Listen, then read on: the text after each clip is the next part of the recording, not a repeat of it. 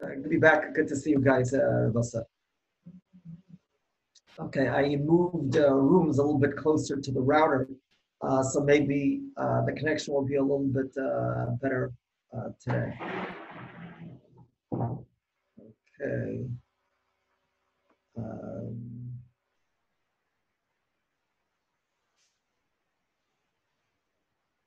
Maybe before we begin, we took a vote last week concerning whether we should learn some Bikias. You can hear me more or less? Okay.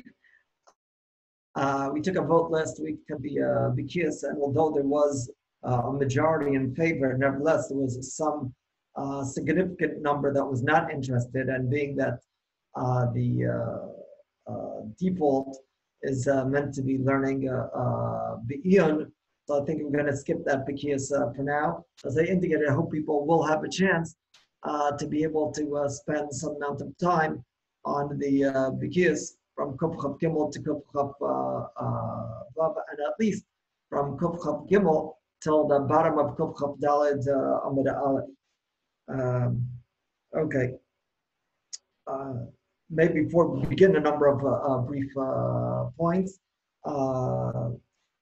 They relate that there was one of the Gedolei HaMusar that wasn't so comfortable giving Musar to others, so he told his audience that really I'm just speak self, and if there's anybody else that wants to listen in, so you could do so as well.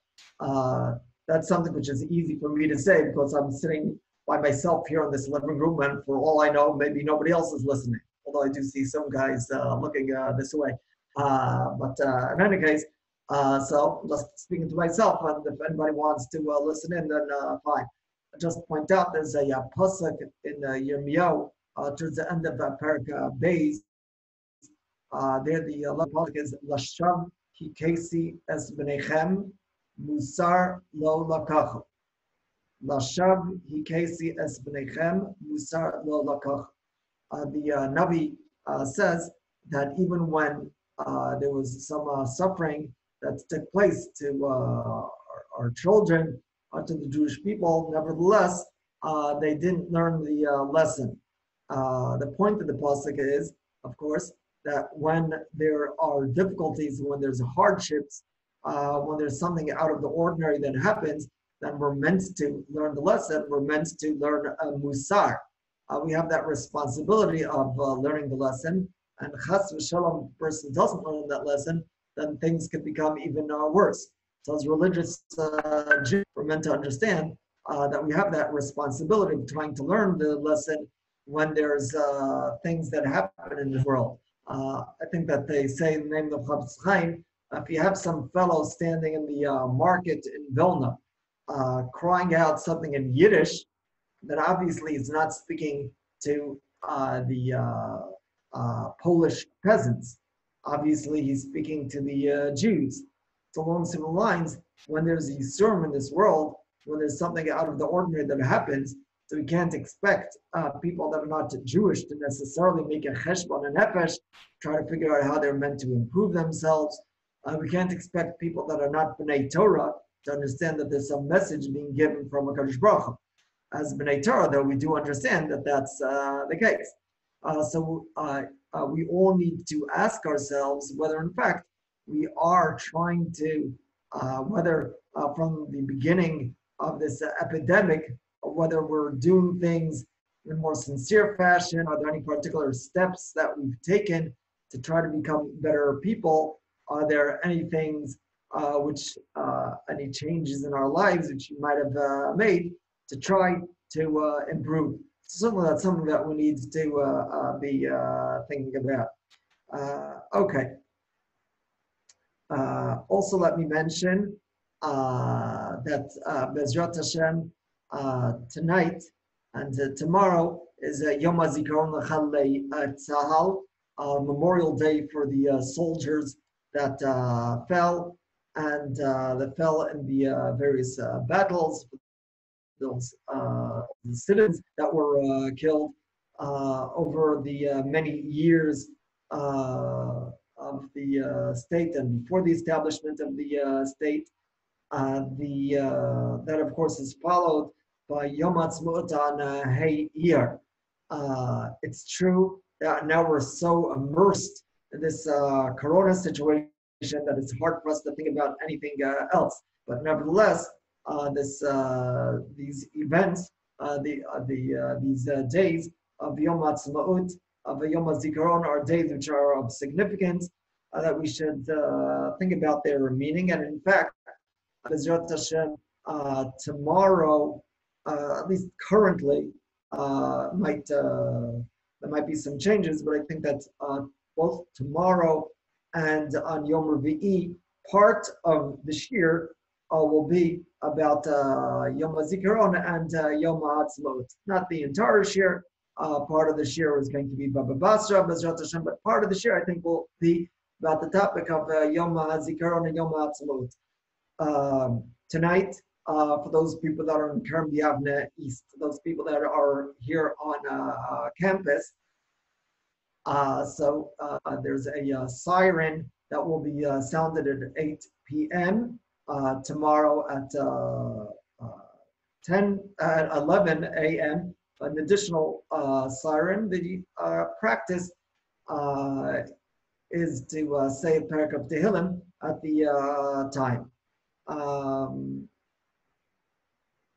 Okay, maybe I'll just mention there was a very special Jew, one of the Yeshivat Kerem B'Yavne, as you know, there's the memorial plaque, the memorial board in the front left of the Beis Medrash. One of the very holy Jews that were killed is a fellow Rav Binyamin Herling. Rav Binyamin Herling was from the Eilon Moreh area. He was an amazing scholar, one of the first students of the yeshiva, and later was a Magid Shiur in various places, who was the paradigm of what it meant to combine Torah scholarship on one hand and a love of Eretz Yisrael and defending the country on the other. He had a very beautiful combination of, on one hand, being a very humble person, being very soft-spoken. On the other hand, though, when there was a need to be tough, he knew how to be tough. There's a book that the family, this fellow Rav Herling was killed while he was on a leading some tour on Har Eval next to Shechem, and his family and the Shuv, I think they put out some a book about him, which has some very amazing anecdotes. As I mentioned, he had a very special combination of, on one hand, a great humility, and on the other hand, being tough when necessary. So two very brief anecdotes, one of which is associated with each of those traits. On one hand, he was very soft-spoken, and as mentioned in Anab, there was a time when they were interested, when people wanted to appoint him as the Rav of Eilon Moreh. And he wasn't interested in doing so. They persisted. So he told them the following. There's once some fellow, some chazan, who apparently, after a number of years, his voice wasn't as beautiful as it was in the past. And the community decided they're going to fire him. Okay, but the fellow wasn't so quick to agree to step down. So they argued with him. They came to him, well, hey, we're deciding, not you. So the fellow says, well, hey, you feel I don't have a good voice, right? Right. You do agree that I'm a maven in chazanas, right? Yeah, you're a big maven in chazanas. He says, well, as a maven in chazanas, I'm telling you that I'm a great chazan.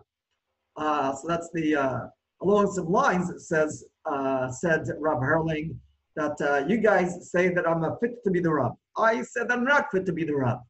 And, but you guys do agree that I'm a maven in Rabbanas, right? Right. So as a maven Rabbanas, I tell you that I'm not fit to be the Rav. So that settled the case. He wasn't.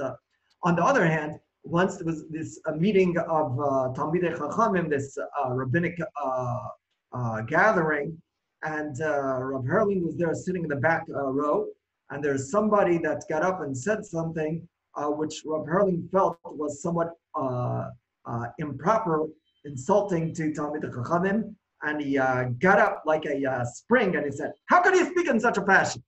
So you had that amazing, and this is what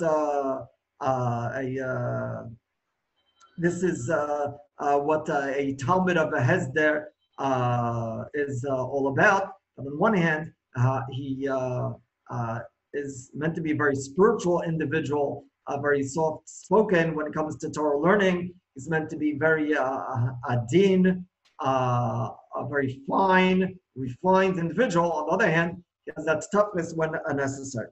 Okay, Bezrat Hashem, on today's agenda, I'd like to discuss a little bit more that Hakadama to Yerusha in general, to Yaish in particular, and then get into the sugya. I'm going to just take down this picture back and maybe because of the glare.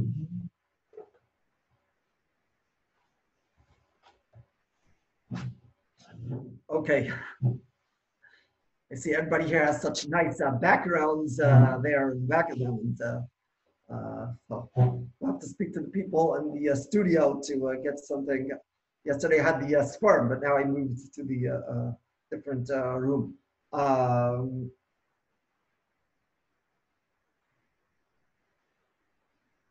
Okay, I want to touch upon Rabbi Kiveger. The Rabbi Kiveger that that was on yesterday's sheet. This is something which is somewhat tangential, but nevertheless, it's a very famous chakir. So I thought that we'd spend a bit of time on the topic. We mentioned yesterday how Hilchos Yerusha works. That generally speaking, the Yerusha goes down to one's children, to one's descendants if he has. If he doesn't have, then it goes to the father. Father doesn't exist, and it falls back down and goes to the Yerusha. When there's two brothers, Reuven and Shimon, and Reuven dies, then if there's no father, if the father died, then the Yerusha will go to Shimon. If the father's alive, it will go to the father. Okay, so that which Halacha said that when Reuven dies, the Yerusha goes to Shimon, that's something that could be understood in one of two ways. One could understand that when Reuven dies and no father, goes directly to Shimon.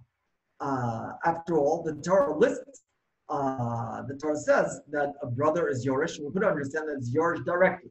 On the other hand, the Ramban raised the possibility. The Ramban in the second pshat, we won't read it inside now. The Ramban indicates that when when Reuven dies, then the Yerusha doesn't go directly to his brother Shimon, rather it goes to the father Bekever, and if the father's not alive, then will fall down to Shimon the brother. So my nafkamina, whether Yerusha goes directly or indirectly. So Rabbi Kiveger has a number of possibilities. The actual context of Rabbi Kiveger's statement, we won't go into now. We're happy to discuss it if interested.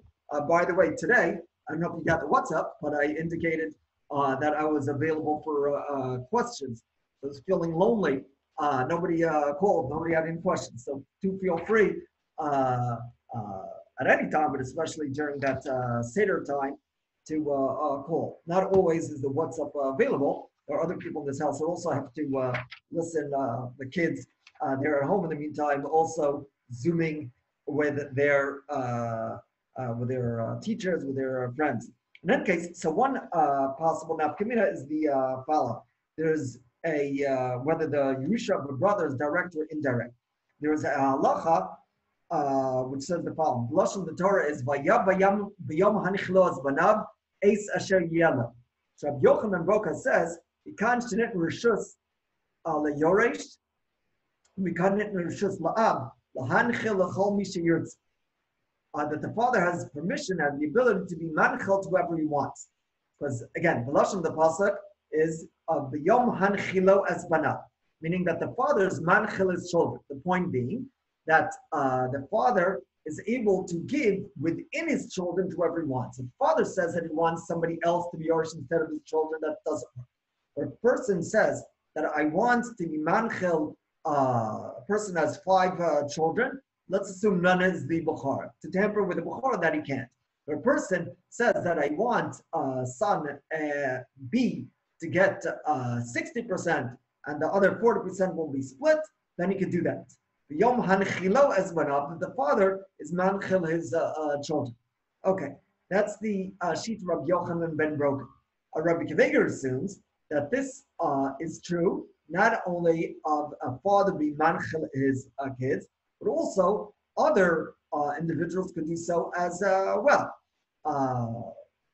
If a person wants to, if a father wants to give to one of his daughters, he has only daughters, and he wants to see that one of the daughters will get all of the Yusha, will get more of the Yusha, then he can do so. So now the question arises, can a brother, there's a fellow, Reuven, has a whole bunch of brothers, and he wants Shimon to get more than the normal share. Is he able to do so? Is he able to see to it that Shimon will get more than the regular share? So Rabbi Kveger suggests that this would depend on whether the Yerusha from one brother to the other is direct. If the Yerusha from Reuven to Shimon is direct, if the Yerusha brothers is direct, then presumably the brother would be able to determine that if there's 5 brothers and one brother is about to die, then presumably that brother is about to die could determine which brother should get more, which brother should get less. But if we should assume that Yusha of the brothers doesn't go straight from Reuven to his brothers, rather it goes through the father, so hey, if that's the case, it's going through the father, so Reuven is not the balabas. Reuven is not the boss, rather it's going through the father. So if that's the case, Reuven would not have the ability, he wouldn't have the right to determine who is it that's going to get more than the other brothers. Okay, that is one nafkamina. Rabbi? Yes, sir. Can we explain the difference between someone being Yoresh, a father bekever, and Rekiv Muchstak? Because why would there ever be an idea of Rekiv Muchstak if I could be Yoresh, my father bekever? I'm sorry? I didn't catch that. Why would there ever be an idea of Rekiv Muchstak if I could always be Yoresh, my father bekever? Of Ro'y Muchstak? Yeah. Well, that we'll discuss Ro'y and Muchstak, okay? I don't want to get into now the distinction between Ro'y and Muchstak. And by the way, on my computer now, so I pressed where it says speaker view, so I'm able to see those people, except for those people that have gone into hiding. And do feel free to, that way I'm able to have some amount of eye contact. So all those good-looking guys who are somewhat hidden could come out of hiding, unless you prefer to. I don't know if you may be drinking beer at the time or whatever else. So okay, I see some people remembered to shave on Friday. Okay, for those that didn't, so perhaps Yom Ha'atzmaut or Lag BaOmer. How you doing? Good to see your faces. In any case, that's one nafkamina. Another nafkamina, a bit more confusing, as to whether the Yerusha of a brother is direct or is not direct, is the follow. For those that play football, you'll be able to relate to the follow, American football, maybe also British football. But the question arises, let's say there's 2 brothers, Reuven and Shimon. Their father is Yaakov. Okay, so Reuven dies, leave lots of money. The father, let's say the father's not alive, so Shimon gets all the Yerusha. Okay, very good. Just the question is, what happens if the father owed a ton of money? The father owed a ton of money, and the Baal Chov, the fellow to whom the father owed the money, he wants a share. He wants to be able to get that money. He wants to do an interception, if you will, on that money. After all, says the Baal Chov, that, hey, how does the money get from Reuven to Shimon? It goes through the father. But hey, if the father owed a ton of money, then that Baal Chov could intercept that money and take that money before it gets to Shimon. After all, the money is going from Reuven to the father to Shimon, then the Baal Chov should be able to say that I want to be able to, the Baal Chov should be able to say that that money shouldn't be able to make it to Shimon. After all, when it's there in the kever, or before it leaves the kever, then I'm entitled to get that money. So this, in fact, is a machlokas, whether a Baal Chov is able, whether a Baal Chov is notel b'ro'oi or not. But in any case, so according to, if we do assume that Baal Chov in principle is entitled to money that does pass through the kever, then one could, then it would seem, Rabbi Kiviger indicates the following. Could the Baal Chov of the father, in fact, intercept that money when it's way from Reuven to Shimon? So that, of course, depends on whether the Yerusha of Shimon from Reuven is direct or not. If the Yerusha that Shimon gets from Reuven is coming through the father, then could the Baal Chov intercept it? Anybody? Anybody there? Should the Baal Chov be able to intercept it if the money is coming from Reuven to Shimon through the father? Then the Baal Chov, the father, then obviously he can. Thank you. But in the event that the money is going directly from Reuven to Shimon, then the Baal Chov of the father, of course, does not have the ability to intercept. What intercept? It's not passing by the father altogether. So to summarize, two possible nafkaminas in whether the Yerusha goes from brother Reuven to brother Shimon directly, A, with respect to whether Reuven, what the din of Rabbi Yochanan Broka that said that to decide how much each Yorish gets, well, that didn't apply. When one brother wants to be morish to another brother a larger sum, then the rest of the brothers are, that's one nafkamina. And another nafkamina is respect to whether it would be possible for a Baal Chov to intercept the money, a Baal Chov of the father. There's two brothers, and Reuben dies, leaving a large sum of money, but the father owed a good amount of money. Would the Baal Chov of the father be able to intercept that money? Okay, those are two possible arguments. Rabbi Kiviger seems to assume that the fact that the rights explicitly din of Yusha brother would seem to point to the fact that Yusha brother is direct. He's not sure about that, but he does indicate that the fact that the Torah writes the Yusha brother would seem to indicate the Yusha brother is direct. Although, what question would one ask on that? Hold on for a second. I want to try to improve the lighting here.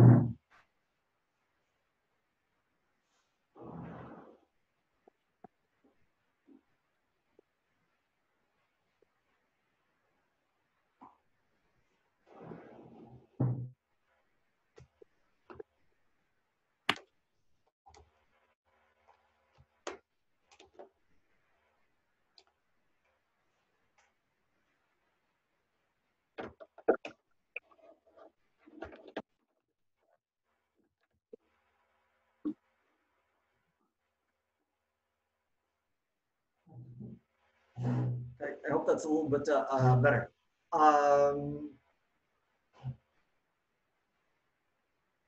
Right. So in any case, in the Psukim the Torah, there's one Yoresh that is listed that probably does not get the Yusha direct. Who's that individual that the Torah says gets Yusha, but he probably doesn't get it directly?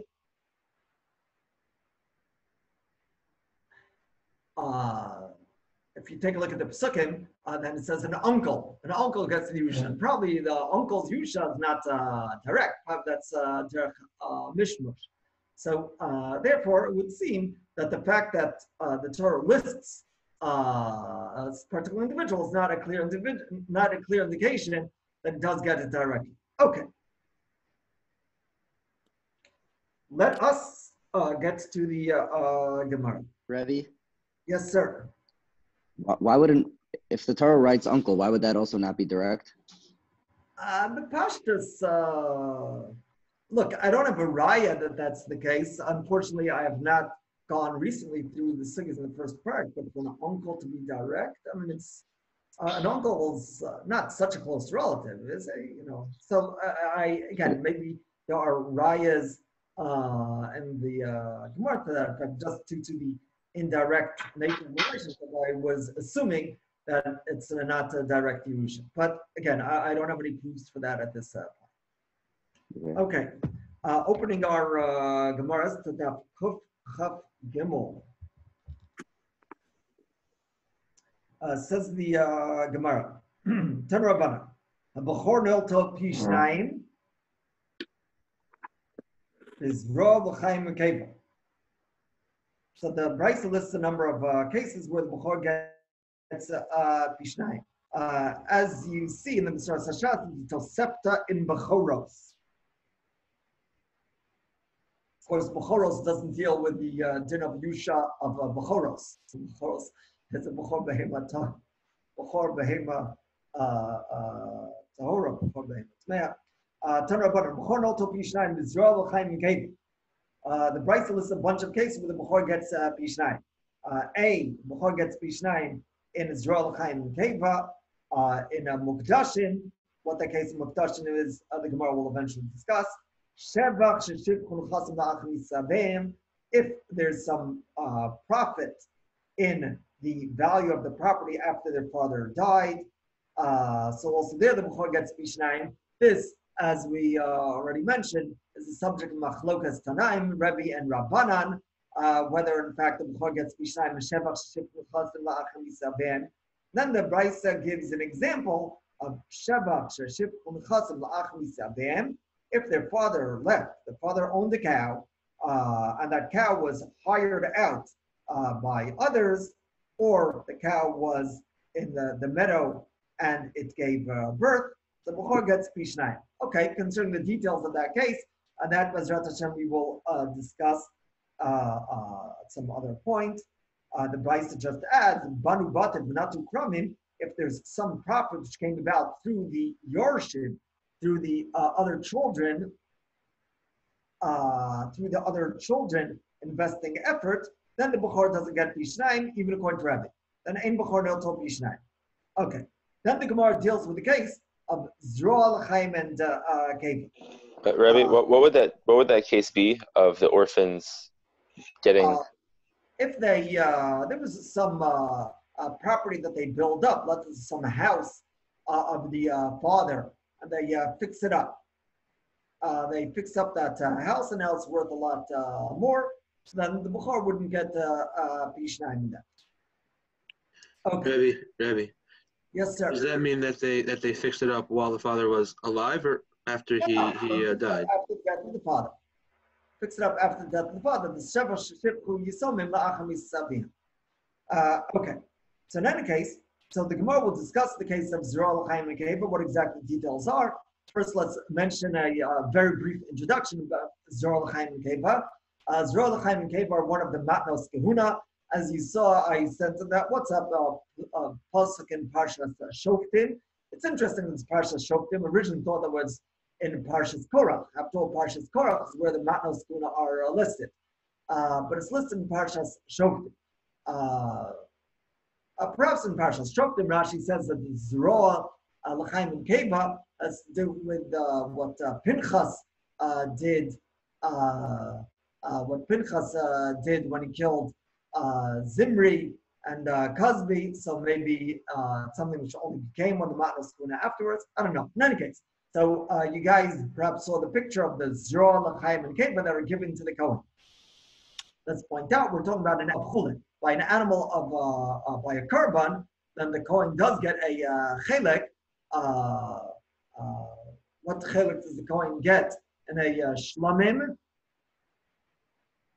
What do we call the chelek that a Kohen gets of the shlamim? See, everybody's muted themselves. The chaz, I could lip read. Chaz v'shok. The Kohen gets the chaz v'shok by a Nazir, also the Zroa B'Shela, whatever. So normally gets a chaz v'shok. But by an animal of chulin, then the Kohen gets the Zroa, the right forearm, the l'chayim, the cheek, which includes the tongue, and the keva, the stomach. The minhag is the Shulchan Aruch writes. There's two opinions, but the minhag is to assume that this does not apply in chutz la'aretz. There are many shittot that are machmir also in chutz la'aretz, but the minhag is to assume it doesn't apply in chutz la'aretz. It does apply in Eretz Yisrael. You pointed out at earlier occasions that I think Rabbi Schechter is of the opinion that a non-Kohen potentially might be in violation of the stealing from Kohanim if he eats the tongue of the animal due to the fact that it belongs to Kohanim. I see Kohanshi is listening with great attention over here. In any case, we have other Kohanim. My apologies to other Kohanim that I've forgotten about at the point. In any case, so the Bechor, says the Brisa, gets Pishnaim that Zroa L'chaim became a father, there was a Kohen, that he left some Zroa L'chaim and Keva that was his. If he passed that down the Yerusha, then in fact, the Bechor will get Pishnaim of that. Okay. The Chiddush being that this is not considered to be Ro'oi, it's considered to be Muchs. As we mentioned yesterday, the Bechor only gets Pishnaim and those possessions that were owned by the father at the time. But some which only came to the father after the father's death, such as some rich uncle of the father dies, or there's something that was owed to the father that's paid after the father's death, then the Bechor doesn't get Pishnaim. The Torah says, B'chol asher yimatzei lo. That was what you guys saw in Parak Gimel of the Rambam in Nachlos. So the Brisa tells us that the Bechor gets Pishnaim in his Zroa, L'chaim, and Keva. That is not considered to be Ro'oi, it's considered to be Muchzak. B'chol asher yimatzei lo. The Gemara then goes on to discuss what exactly is the case that the Brisa is talking about. So let's take a look at that section in the Gemara. It says the Gemara, Hi, Hazroa B'Chaim Ba'Keva, we're in the fourth line on Daf Kufchav Gimel Omid Beis. Hi, Hazroa B'Chaim Ba'Keva, Hechi Dam. What exactly is the case? If it's something that was actually given to the father during the father's lifetime, then the father died, then obviously, Shita, the Bechor will get Bishnai, just like all the other of the Yusha of the father. And if it didn't reach the father during his lifetime, meaning that the Israel that shechted the animal didn't get around to giving the Zroa L'chaim and Keva to the Kohen yet, so Ro'oyu, this is something which is Ro'oy, something which the father wasn't muchzak on, and therefore the Bechor should not get the Shnaim. And the Bechor not told Ro'oy, Kamuchzak. Okay. Before we see the Gemara's answer, does everybody comment on phraseology of Gemara's question? Yes, sir. Can I ask a question quickly? What is the definition of Roy, Lefi, Rebbe? Sure, it's point to Rebbe as in Shlomo Friedman, and Rebbe as Rabbi Yehuda Hanasi. Yehuda Hanasi. Okay. So Rebbe does agree that the Bechor gets Pishnaim when the father had some control. But in that case, which I said, that some rich uncle of the father passes away after the death of the father, Rebbe will agree that that is Roy. Or Shevach Sheshivchun Chasim, Shevach Sheshivchun Yisomin, Acham Yisabiyam. That would also be an example, which would be Ro'i L'Kulei Alma, even according to Rebbe. Machlokas Rebbe Rabbanan is limited. Rebbe doesn't deny the din that a Bechor doesn't get Pishnai. So in theory, yeah. Sorry. So in theory, in the case of the the par that was mocheres or muskeres, as long as the av has some shaykhs to the vlad inside the par, as long as he has some shaykhs to it somehow in some which way, it's called that he was zocha to it. Right. Again, the exact details of that case, Bezrat Hashem, that we'll be talking about. Now, I just read the Mukhkaras because it's there in the Brisa. But that's something that Bezrat Hashem will be discussing at some length, but certainly not today. Okay? Yeah. Okay. So, again, does anybody have any comment on the Gemara's question? The Gemara says, if it reached the father, Pshita. If it didn't reach the father, then the Bechor is not going to get Pishnayim because it's Ro'ui. And the Bechor doesn't get Baroik of a Mochz. So just parenthetically, now we're not going to be dealing with this issue, but what's funny about that phraseology, that, hey, if it didn't reach the father, then it's Ro'ui, and the Bechor doesn't get Pishnayim in Ro'ui. The Rishonim point out it's a little bit funny to refer to that situation where it didn't reach the father as Ro'oi. What do you mean Ro'oi? It's less than Ro'oi. Ro'oi refers to a situation where there is some Yerusha that did come to the children, just it was something that the fathers didn't have any strong handle on. But hey, in the event that it didn't reach their father, then even if the Yisrael decides to give it to the children are getting it not within Yerusha. And they're not getting it through their father. So why would that be called Ro'oi? So that's something that Bezrat Hashem perhaps we will discuss. If you filed that question, wonderful. If not, also wonderful, because that was just parenthetical. In any case, it says the Gemara, Hacha b'makirei kahuna askinan. Dishtachet b'chaya yavuah. Because some matan shlo hurmu k'mishor mudam. That last phrase, matan shlo hurmu k'mishor mu, that we're not interested in now. What we are interested in is that the Gemara says we're talking about makirei kahuna. What does that mean? What that means simply is the following. There's this constant makirei kahuna which says that if one, generally speaking, gives his matnos kahuna to a particular fellow, then at some point, halacha says that Kohen will have some possession or some control on the matnos kahuna even before they are actually given. So let's say I always give my master Rishon to Rabbi Rubenstein or to Rabbi Yitzchak Levin. If I would give it to them on a regular basis, so if at any point I mafresh master Rishon, then even before I give it to them, in a certain sense, they are in possession of, in a certain sense, what sense that we'll need to talk about. In a certain sense, they're in possession, in control of matnos kahuna of that maaser. As it says the Gemara, the case is the following: you have a certain fellow, Reuven, and on a regular basis would give his matnos kahuna to Mr. Give his matnos kahuna to Mr. Cohen.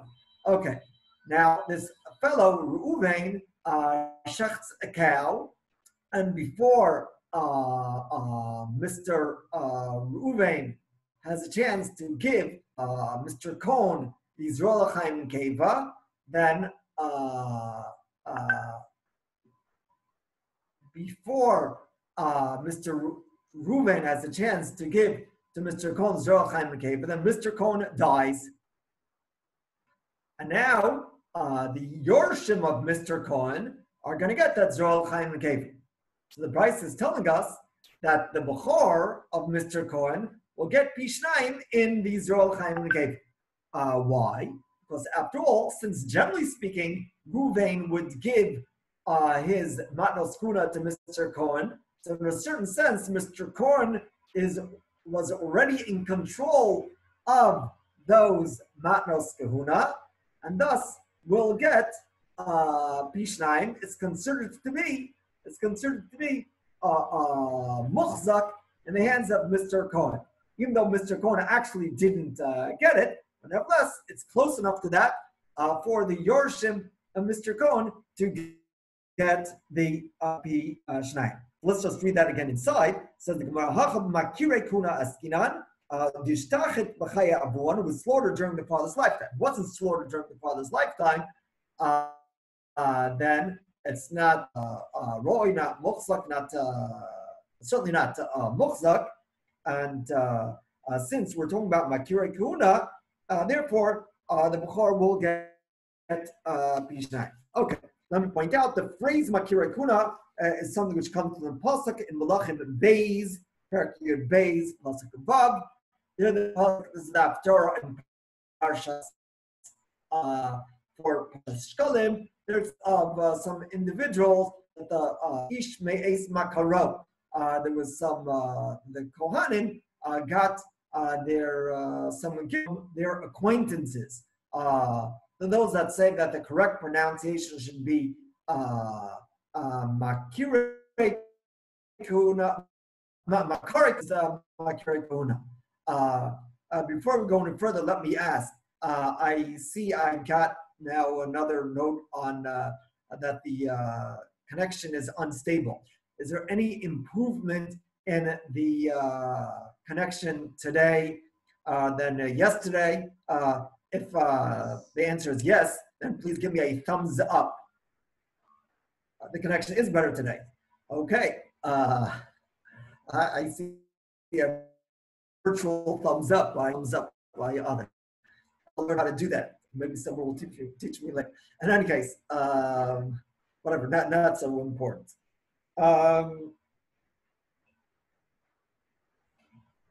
Rabbi? Yes, sir. The question you asked before about the right, that's not even right. So the question you asked. No, that was just the question before. That was parenthetical. because when that may yeah. The Gemara. I'm sorry, just hold off with that because I do want to get to.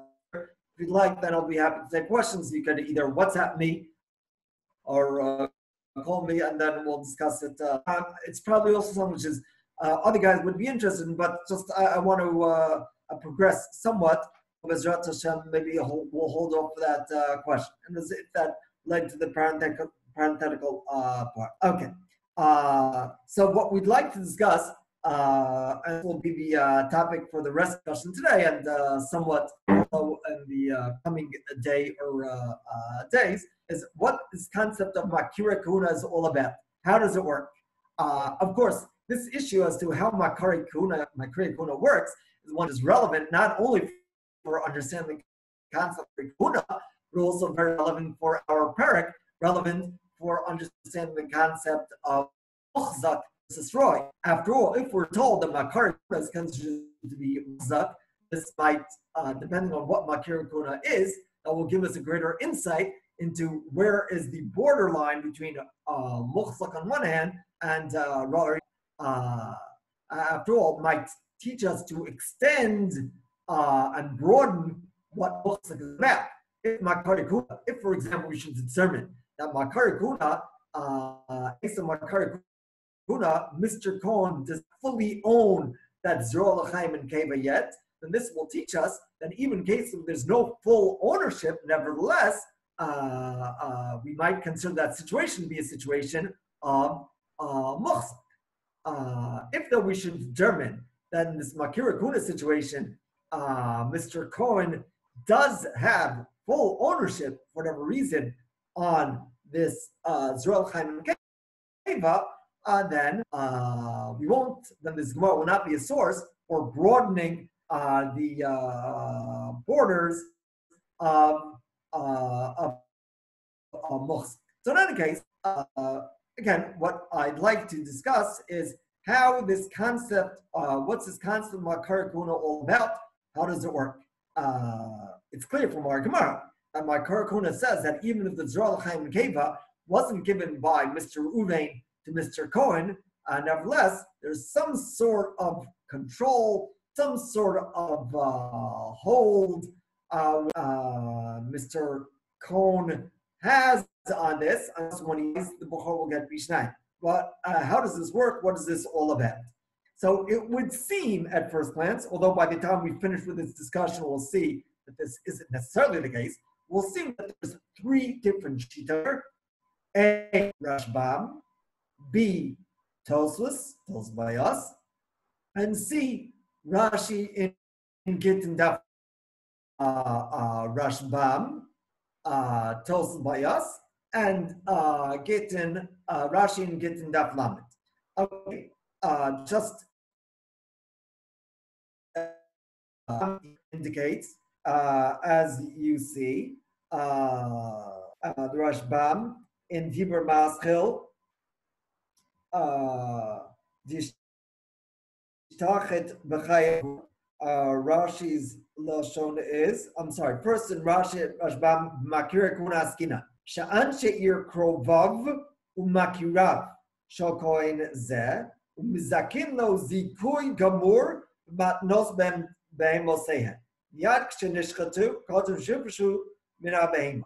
So the people of the city, they're Mezakalo Zikoi Gamur. Now, the very literal reading of that, Mezakalo Zikoi Gamur, is that do what does that mean? Well, hey, if there's some present which I want to give you, and you're not here, you're 6,000, so I could have Akiva Goldstein pick up that. It's true that I'm not on the campus, pick it up on behalf of Daniel Mann, that is a few thousand miles away. That's a Zachan Adam Shalom B'fana. The simple reading that Rashbam would seem to be that in the case of Makira Kahuna, then generally speaking, what would happen is that Mr. Ruvain would have somebody pick up, do some Ma'aseh on behalf of Mr. Cohen. However, as we'll see, the Rashbam might not mean quite that. The Rashbam in the continuation uses the expression that the people use the expression Gamru Umaknu. Where is this? The Rashbam, you guys see it? Right. In the third wide line, at least in my printing, he says that Gamru Maknu lo hamatanos. What does Gamru Maknu sound like? It's Gomer Makna that they decide to do. They have full das to be Makna. If you take a look at the on the bottom right of today's sheet, I'm going to try to get there. I'm not sure I'm going to be successful. On the bottom right of today's sheet,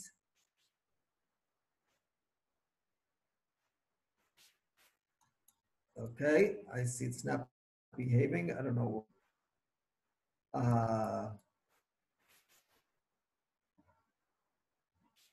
In any case, so make believe you see it, or you guys probably on your more computer savvy than I am. If I'll read to you the Rashba, the Orzarua. The Orzarua is a suffix. What exactly is the intention of the Rashbam? Does the Rashbam mean when he says Zikoi Gomer, that's an actual Machia, that Mr. Uve is having somebody else pick it up on behalf of is somebody else pick it up on behalf of having somebody else pick it up on behalf of Mr. Cohen? Is that what it means? Or no, it just means that he has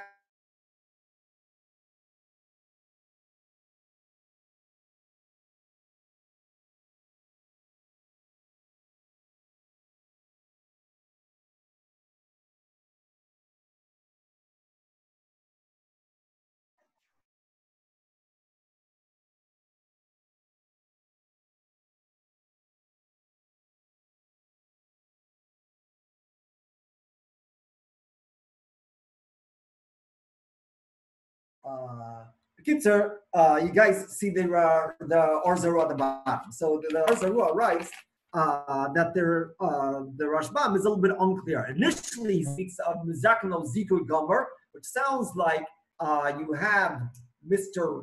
Reuven handing this over somebody, this Matnos Kuna.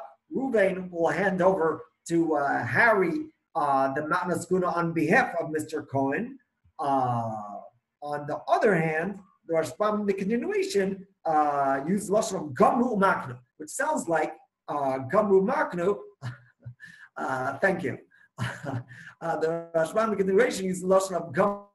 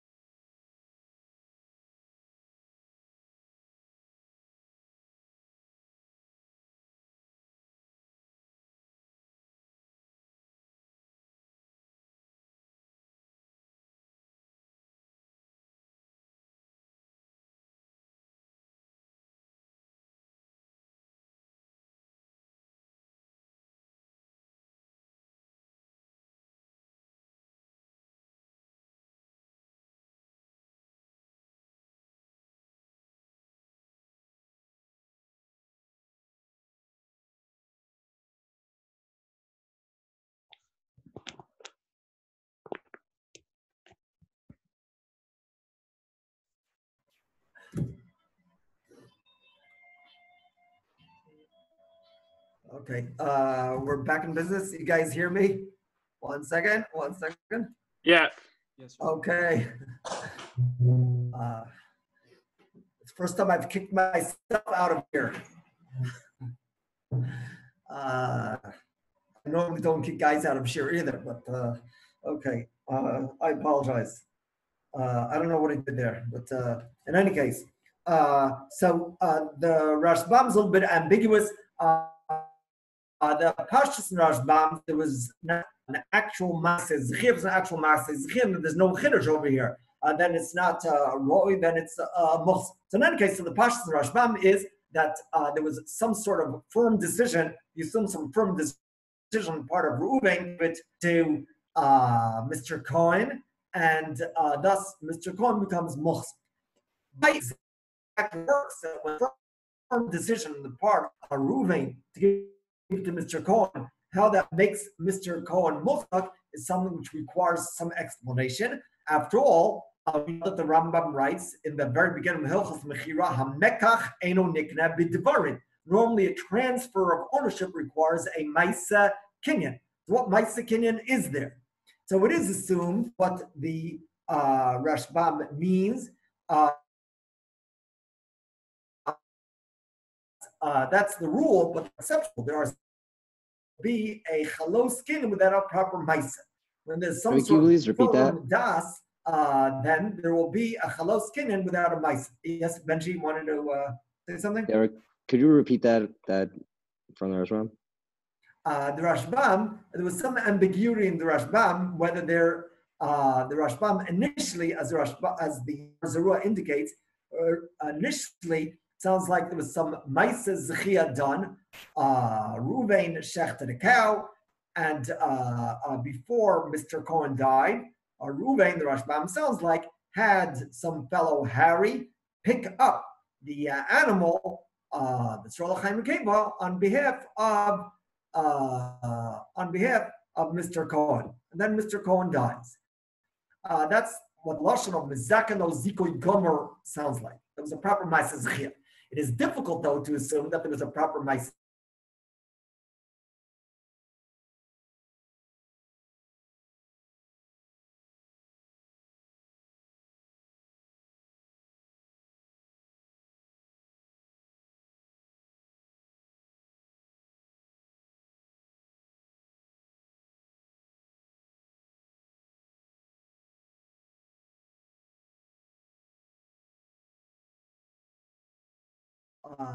Now, I didn't do that. If somebody's kicking me out, okay, I don't know what happened there, Rabosai.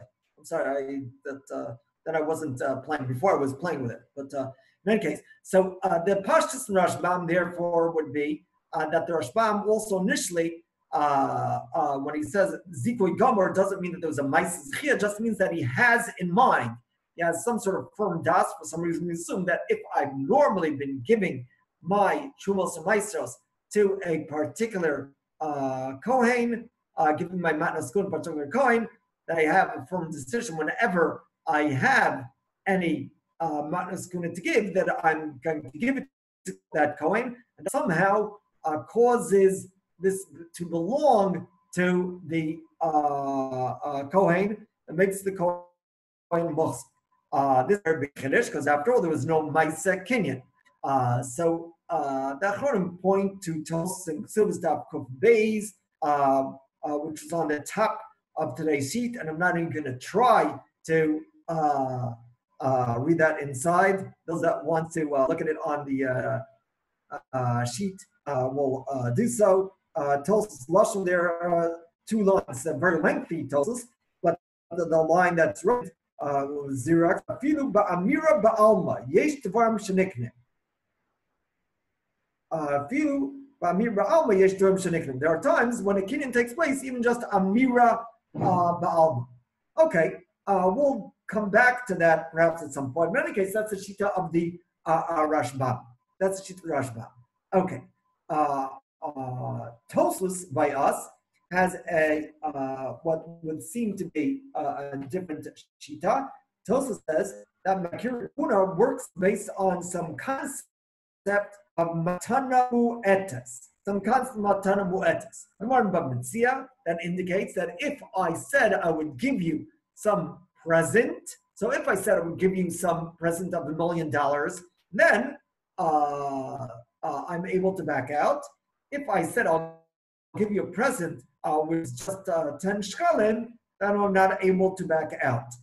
The distinction being, if I said I'll give you a present of $1 million, then you don't have smichos das. You don't assume, you don't start counting the money yet, because you assume there's a good likelihood that I'm going to change my mind. But if it's a small sum, then the Gemara indicates that it's improper for me to change my mind. And now Zroa L'chaim Keva is like Matana Mu'etes, because after all, although it might be true that Zroa L'chaim Keva is worth a good sum of money, but nevertheless, let's keep in mind that Reuven himself is not allowed to keep the Zroa L'chaim Keva if he's not a Kohen. So for him, the Tova Sana, the benefit to decide which Kohen to give it to, that's a Matana Mu'etes. So Midin Matana Mu'etes, Tosa says that based on the concept of Matana Mu'etes, this Zroa L'chaim Keva of Reuven goes to Mr. Cohen. Now, Tosa's explanation is nice, but certainly requires itself a good amount of explanation. Because after all, Tosa says, well, Makir Guna is based on Matana Mu'etes. But now, of course, we need to ask the question of what in heaven's name is Matana Mu'etes all about? How does Matana Mu'etes work?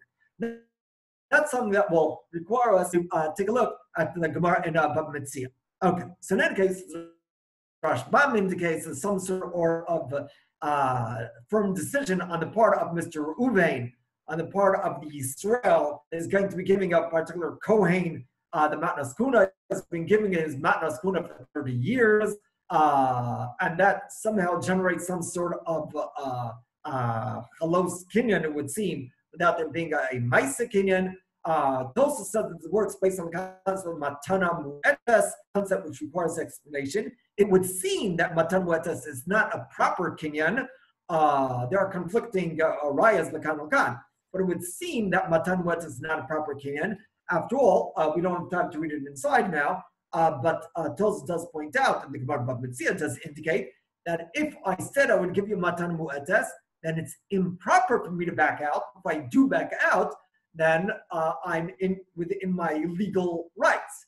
And the fact that I'm able to back out does seem to point to the fact that there ain't no actual kinyan which has taken place. Now, to summarize within Tosos indicates that din makar kahuna is based on the fact that this is comparable to matan mu'etes. It would seem that matan mu'etes is not a proper kinyan. The raya to that being that one is able to back out. It's improper to back out, but legally one has the ability to back out. What would seem to emerge from Tosos is a very big chidush that there is a concept of muchzak even in a situation where there ain't a proper kinyan. After all, according to Tosos, Mr. Cohen, the father, did not have full ownership, according to Tosos, on the Zor L'chaim and Keva, and nevertheless, the Bukhar does get Pishnai. This is a tremendous, this is a very big chiddush, which we'll see. Some do accept, some re-explain Tosos. Could Rebbe repeat the chiddush? Sure. The concept of Bukhar getting Pishnai, we know that Bukhar gets Pishnai, that which the father had possession of. Now, so in our scenario, we have a fellow named Reuven that shechted an animal. He has been giving his matnas kuna to Mr. Joe Cohen the first. But Joe Cohen never got a hold, never got these Zor L'chaim Keva. Joe Cohen, the father, went on to his eternal reward. He passed away. But Joe Cohen the second, or Joe Cohen's Yorshim, one of whom is a Bukhar, and we're told by this Bryce that the Bukhar gets Pishnai. Now, did Joe Cohen the father, did he have full ownership on this Zor L'chaim Keva? According to Rashbam, yes. According to Tosos, if Tosos explains that the din of